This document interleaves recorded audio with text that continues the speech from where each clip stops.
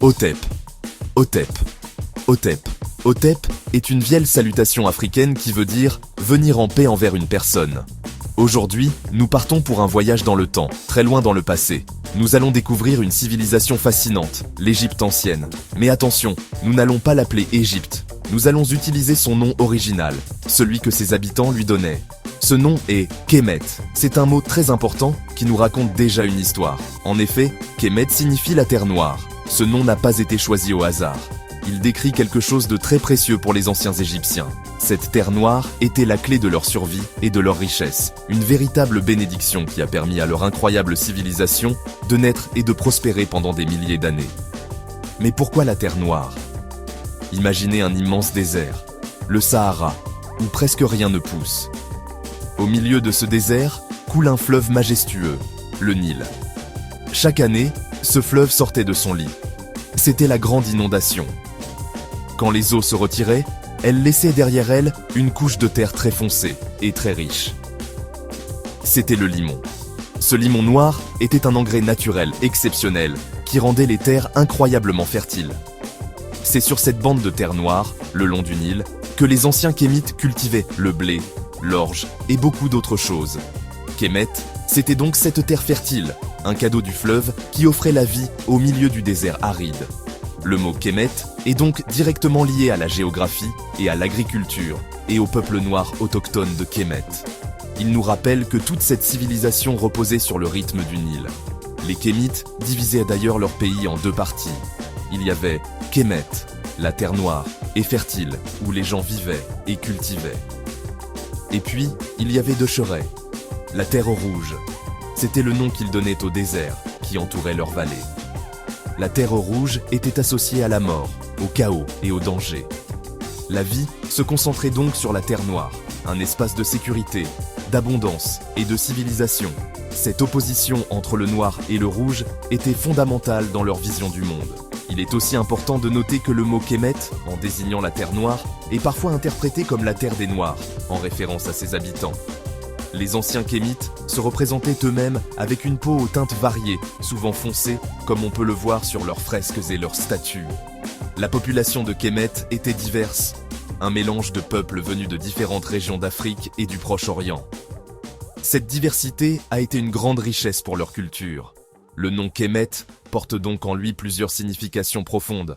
La couleur de la terre fertile, le cœur vivant du pays, et peut-être aussi une description de son peuple.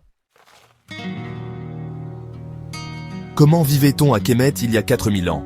La vie quotidienne était rythmée par les saisons du Nil et par le travail. La grande majorité de la population était composée de paysans. Leur année était divisée en 3 saisons. Il y avait d'abord Akhet, la saison de l'inondation, où les champs étaient sous l'eau. Pendant ce temps, les paysans travaillaient sur les grands chantiers du pharaon, comme la construction des pyramides ou des temples. Ensuite venait Péret, la saison des semailles, quand les eaux se retiraient. Enfin, Shemou était la saison des récoltes, un moment de travail intense, mais aussi de joie, car la nourriture était assurée pour l'année. La société de Kemet était très structurée, un peu comme une grande pyramide. Tout en haut, il y avait le pharaon, considéré comme un dieu sur terre.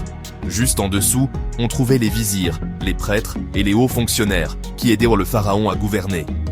Ensuite venaient les scribes, qui étaient très importants car ils savaient lire et écrire. Ils notaient tout, les impôts, les récoltes, les lois. Plus bas dans la société, il y avait les artisans qualifiés, les potiers, les menuisiers, les bijoutiers. Et tout en bas de la pyramide sociale, on trouvait les paysans et les ouvriers qui formaient la plus grande partie de la population.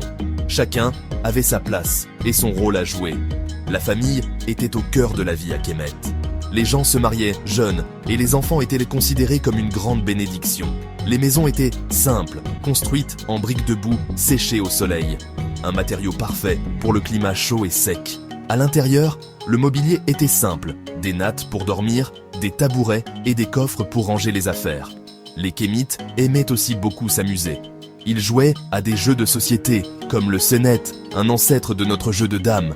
Ils aimaient la musique, la danse et les grands banquets.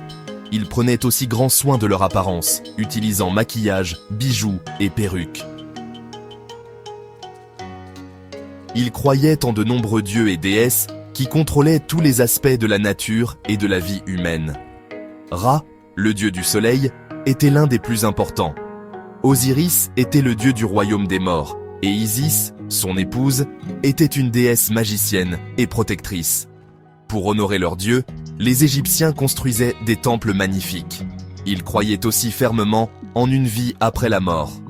C'est pour cela qu'ils momifièrent leurs morts et remplissaient les tombes d'objets, de nourriture et de tout ce dont le défunt pourrait avoir besoin dans l'au-delà.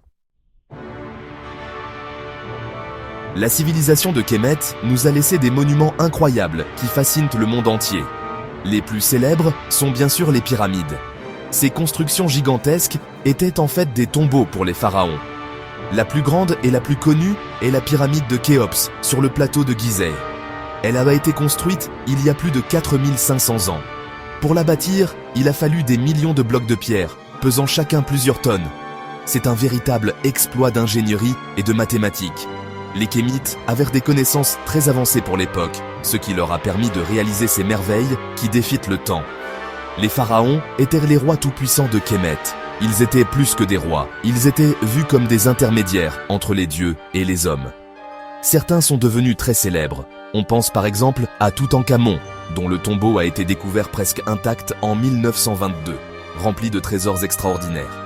Il y a aussi Ramsès II, un grand guerrier et un bâtisseur infatigable qui a régné pendant 66 ans. Ou encore Hatshepsut, l'une des rares femmes à avoir exercé le pouvoir de pharaon. Chaque pharaon laissait sa marque en construisant des temples, des statues ou des obélisques pour montrer sa puissance et honorer les dieux. Une autre grande invention de Kémet est l'écriture, les hiéroglyphes aussi appelés Nedu-Neger, qui veut dire les paroles de Dieu. Ce n'était pas un simple alphabet, c'était un système complexe avec des centaines de signes. Certains signes représentaient un son, d'autres un objet ou une idée. On les trouve gravés sur les murs des temples, dans les tombeaux et écrits sur du papyrus, une sorte de papier fabriqué à partir d'une plante du Nil. Savoir lire et écrire les hiéroglyphes était un grand privilège, réservé à une élite, les scribes.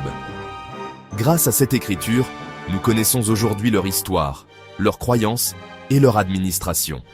C'est une fenêtre ouverte sur leur monde. Les réalisations des habitants de Kémet ne s'arrêtent pas là. Ils étaient aussi de grands astronomes. Ils observèrent les étoiles pour créer un calendrier de 365 jours, très précis pour l'époque. Ce calendrier leur permettait de prévoir l'arrivée de l'inondation du Nil. Ils étaient également d'excellents médecins. Les papyrus médicaux qui nous sont parvenus montrent qu'ils connaissaient de nombreuses maladies et qu'ils pratiquaient même la chirurgie. Dans de nombreux domaines, comme l'architecture, la médecine ou l'administration, le peuple de Kémet était très en avance sur son temps, posant les bases de nombreuses connaissances que nous utilisons encore aujourd'hui.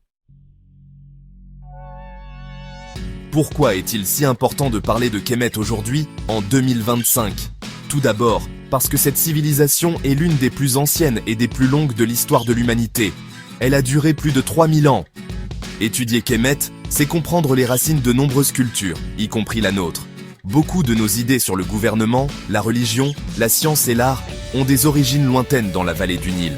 C'est une partie fondamentale de notre patrimoine mondial commun. L'histoire de Kémet nous montre comment une société peut s'organiser, innover et créer une culture incroyablement riche qui a traversé les millénaires. De plus, l'histoire de Kémet est cruciale pour l'histoire du continent africain. Pendant longtemps, on a parfois oublié ou minimisé le fait que cette brillante civilisation était une civilisation africaine. Rappeler que Kémet signifie la terre noire et que son peuple était divers et majoritairement africain, c'est rendre justice à l'histoire. Cela montre que l'Afrique a été le berceau de royaumes puissants et de cultures sophistiquées bien avant l'arrivée des Européens. C'est une source de fierté et d'inspiration. Étudier Kémet permet de corriger une vision parfois erronée de l'histoire et de reconnaître la contribution immense de l'Afrique à l'histoire du monde. L'héritage de Kémet est toujours vivant. L'architecture moderne s'inspire parfois des formes égyptiennes. Notre calendrier de 365 jours est un descendant direct du leur. Des mots de notre langue viennent de l'Égypte ancienne. Les symboles, comme le sphinx ou les pyramides, sont connus dans le monde entier et continuent de nous fasciner. Les musées du monde entier sont remplis de trésors de Kémet, qui attirent des millions de visiteurs. Cette civilisation continue de nous parler à travers ses monuments, son art et ses écrits. Elle nous pose des questions sur la vie, la mort et la manière de construire une société durable. En conclusion, Kemet est bien plus qu'une simple collection de pharaons et de pyramides. C'est l'histoire d'un peuple ingénieux qui a su transformer un environnement difficile en un paradis fertile. C'est l'histoire d'une culture profonde, d'une organisation sociale complexe et de réalisations techniques et artistiques qui forcent encore l'admiration. Se souvenir de Kemet, c'est se souvenir d'une page essentielle de notre histoire commune. C'est comprendre que les grandes civilisations peuvent naître partout et que l'héritage de la Terre Noire continue d'enrichir et d'éclairer notre présent. Alors, la prochaine fois que vous verrez une pyramide, pensez à Kemet.